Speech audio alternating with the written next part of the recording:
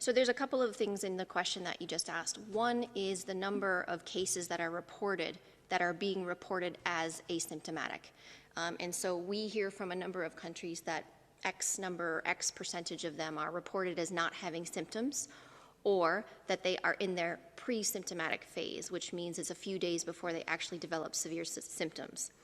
In a number of countries, when we go back and we discuss with them, one, how are these asymptomatic cases being identified?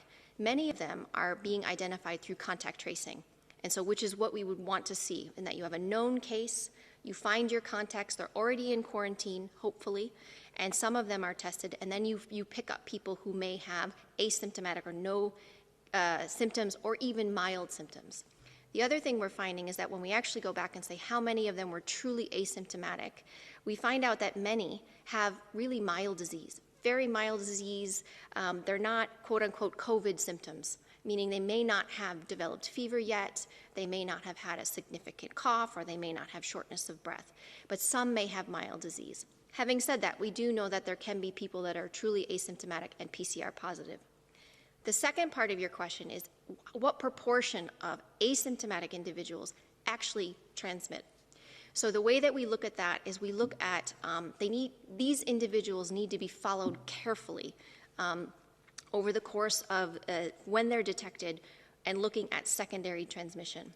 We have a number of reports from countries who are doing very detailed contact tracing. They're following asymptomatic cases, they're following contacts, and they're not finding secondary transmission onward. It's very rare. And much of that is not published in the literature. From the papers that are published, there's one that came out from Singapore, looking at a long-term care facility. There are some household transmission studies where you follow individuals over time and you look at the proportion of those that transmit onwards. We are constantly looking at this data, and we're trying to get more information from countries to truly answer this question. It still appears to be rare that an asymptomatic individual actually transmits onward. What we really want to be focused on is following the symptomatic cases.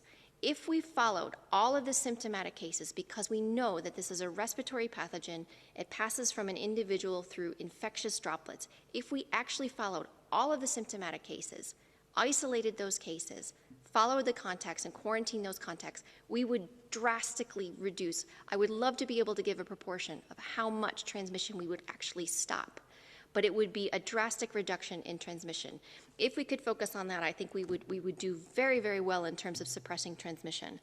But from the data we have, it still seems to be rare that an asymptomatic person actually transmits onward to a secondary individual.